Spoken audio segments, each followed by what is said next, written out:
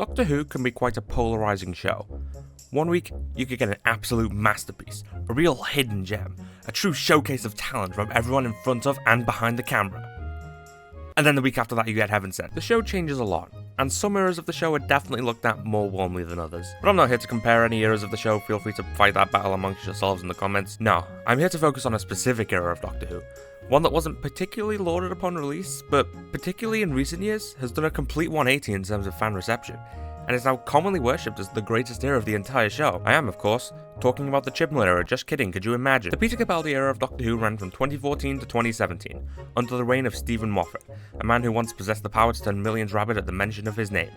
That ability was then passed on to Chris Chibnall and is currently held by Russell T Davies. Back when the Capaldi era of Doctor Who was still airing, opinions in both the Doctor Who community and the general public were not particularly great, with the fandom having the collective opinion that Capaldi was a great doctor let down by bad writing, and the general public pretty much consisting of old guys down the pub who stopped watching when the Doctor stopped being a young attractive man. But he's not. However, in the years since, opinions on the Capaldi era in the community have drastically changed, and now his era and portrayal of Chris Chibnall. Thanks for watching.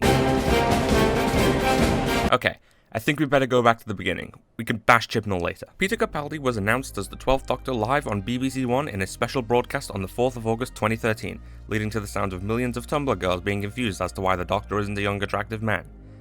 It was me. I was the millions of Tumblr girls. But genuinely, this is where the dislike for the Capaldi era pretty much immediately began. A lot of viewers, particularly more casual viewers who'd only really watched the Tennant and Smith eras, thought Peter was too old to play the Doctor, clearly forgetting the ending of Name of the Doctor 3 months prior. Why is this argument a thing? Do these people notice one wrinkle on their skin and think their life is immediately over?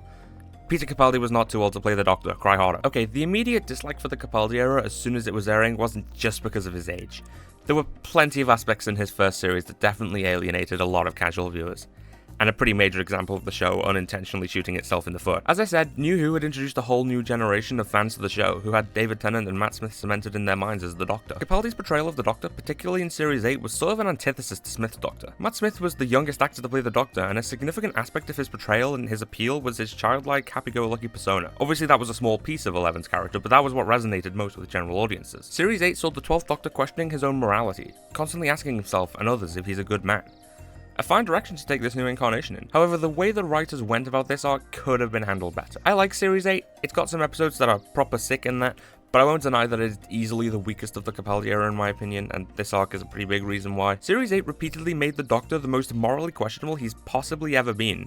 Maybe second to the McCoy era. You had Mummy on the Orient Express, where the Doctor lets multiple people die and just shrugs it off because it's all for a greater cause, so he can stop the foretold before more people die. It's a brilliant plot, really putting the Doctor's morality into question, whether the ends really justify the means. It really shows a lot about this new Doctor and how he handles these difficult moral situations compared to how previous Doctors might. And then you've got Kill the Moon. The Doctor leaves the other characters to make a very difficult moral decision alone. And then the moon is an egg. One of these episodes is bad, can you guess which one? So overall, while the whole good man arc in Series 8 was an interesting one, I feel like immediately portraying this new Doctor as very morally questionable, especially when so many was already skeptical about him, didn't really help. There were originally plans for Matt Smith to stay into Series 8, and apparently there were plans for him to become a lot darker, similar to Capaldi. I just think that would have worked way better from a narrative standpoint. The Doctor was in his last regeneration at this point. He was nearing the end of his life. It would have been a better time than ever for him to reflect and wonder if he was truly good. Then 12 could have gone in with a complete fresh start.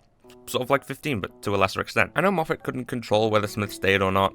It's just a shame we never got to see that happen, because I honestly think it would have worked a lot better than what we got. Then you had Series 9, which was widely panned by the fandom, mainly due to the portrayal of the Doctor and Clara, and if you are one of those people, I hate to break it to you, but that is a skill issue. The scene of the Doctor playing the guitar on top of the tank received a lot of negativity from fans, who saw this as 12 doing a whole 180 in terms of his personality, and Moffat trying to win back all the Smith fans.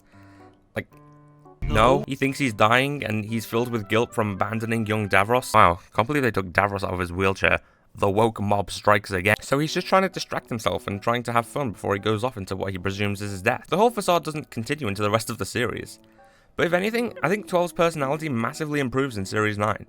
He keeps a lot of his previous eccentricity and alienness, but it's clear he's over his whole good man phase and has learned from the mistakes he made in Series 8. It really does feel like a natural progression of his character, and we still get to see that darker side in episodes like The Zygon Inversion and Face the Raven. Then there's Clara.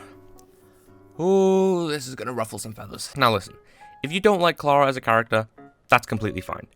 But if you unironically jumped on the whole Clara Who thing, then I'm sorry, but that is once again a skill issue. The show did not become all about Clara, and she didn't become better than the Doctor or anything. Clara began growing in confidence in Series 8 with episodes like Mummy on the Orient Express and Flatline showing her actually thinking like and trying to be the Doctor. Then, when Danny dies, Clara has nothing tethering her back to Earth, back to reality, and she goes completely off the deep end. The Doctor tries talking to her about this, but as we've already seen, this Doctor isn't the best at expressing his feelings and opening up to others about how he truly feels. Plus, the 12th Doctor and Clara have a very toxic relationship, and they both know they're bad for each other, but they keep travelling together, and it costs them in the end.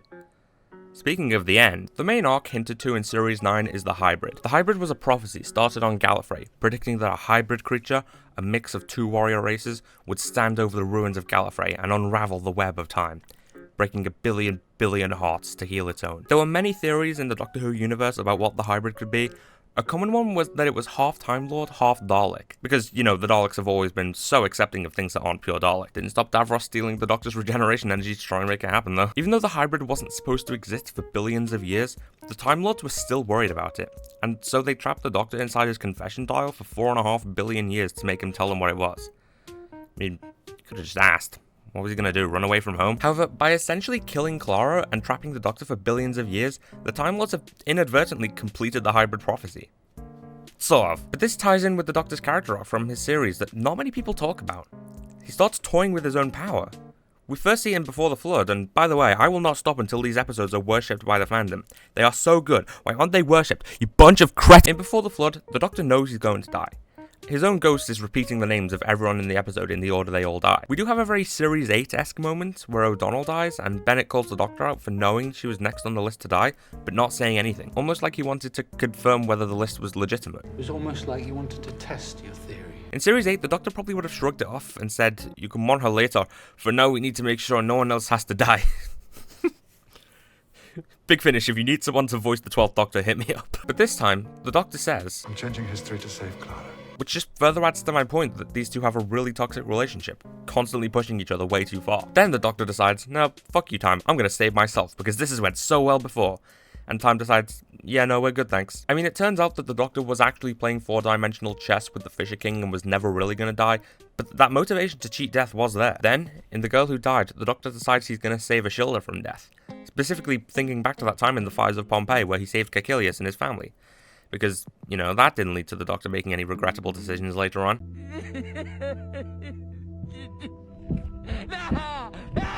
No! Then there's Face the Raven, where the Doctor realizes Clara is going to die and just fully snaps. He genuinely wants to go full God mode and ruin Me's life if it means saving Clara. But Clara ends up being the one to bring him back down to Earth. She realizes she got too cocky. Tried too hard to be like the Doctor, and now she's paying the price. Then, of course, the Doctor spends 4.5 billion years in a confession dial, dying over and over while slowly breaking down an almost impenetrable wall. Can you blame him for waking up on the wrong side of the bed afterwards? So now, we're on to Hellbent. The Series 9 finale that, for the longest time, was absolutely hated by the fanbase. Oh yeah, this video was about how people didn't like the Capaldi era. We should probably start talking about that again. Somehow, Gallifrey returned, and the Doctor just takes over, kicking Rassilon out. The main complaints people had about this episode was that it brought back Gallifrey just to do nothing with it, and that the Hybrid arc made no sense. I feel like the Hybrid was deliberately left quite ambiguous, but it's heavily implied to be the Doctor and Clara. I mean, think about it. Standing over the ruins of Gallifrey, unraveling the web of time, almost destroying the universe, ergo breaking a billion hearts to heal its own. That's the Doctor and Clara. Mainly the Doctor. Clara knew that she went too far and accepted her fate, but the Doctor wasn't willing to let her go. Eventually, after a discussion with me, the Doctor decides to wipe his memory of Clara. It's the only way he can move on, and it's a great contrast to Journey's End. It's also possible that Me was the Hybrid due to being part human and Maya, and some people think that the Cybermasters could be the Hybrid, but I think it being the Doctor and Clara makes the most sense. Now, I'm not going to sit here and act like Moffat has historically been the best at concluding his series arcs, but I can appreciate the Hybrid for what it is. And I like that he went for something more ambiguous and abstract. And overall, I definitely consider Series 9 one of the best series of New Who. I understand why you might dislike it due to the characters or the unclearness of the series arc, and believe me, I'm not going to be the person who defends Sleep No More, but I think it's a very solid series overall, with some very solid themes and stories. Also, Heaven Sent underrated. There, I did the thing. Laugh. Now we move on to Series 10. This series was marketed as a sort of fresh start for the show, with the first half of episodes being pretty easygoing, chill episodes, only for extremists to hit you with an existential crisis halfway through. I really like Series 10. It's one of the few series that I don't think has any real stinkers.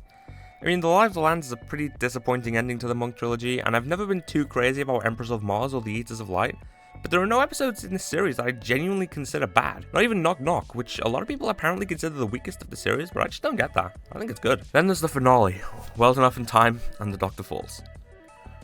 What can I say about these episodes? Well, this video has probably gone on way too long by now, so not much, but just know that this is probably my favourite series finale of the entire show, maybe tied with Series 1. Funny thing is, I remember The Doctor Falls being pretty disliked back when it aired, and now it's widely beloved. Even Twice Upon a Time seems to have a pretty good reputation nowadays. I remember that episode being pretty hated back in the day. But what happened to make pretty much the whole Capaldi era go from bad writing to being lauded as the best period of the show? Well, Chris Chibnall. I know I said that as a joke at the start of the video, but genuinely, I think the Chibnall era is a factor. There's no denying the Chibnall era wasn't particularly loved by the fanbase, and a lot of the main critiques of the Chibnall era were also given to the Capaldi era back when it was airing, such as bad writing, bad characters, bad plots, and I think that, coupled with people beginning to understand and appreciate the themes and arcs of the Capaldi era, made people look back on it a lot more warmly. I feel like this retrospective appreciation of the Capaldi era would have happened anyway, but the existence of the Chibnall era perhaps sped up the process and made the appreciation stronger. Say it with me, everyone, Chibnall bad. I mean, who knows? Maybe the Chibnall era will be looked back on a lot more fondly in a few years. I'm laughing at that concept now, but you genuinely never know. So, that's the Capaldi era. Perhaps the biggest turnaround in terms of fan reception in the history of Doctor Who. I mean, as someone who loved the Capaldi era back when it was airing, I'm really glad to see people seem to appreciate it a lot more now. But that also means I am objectively better than you. Subscribe, cry, bye.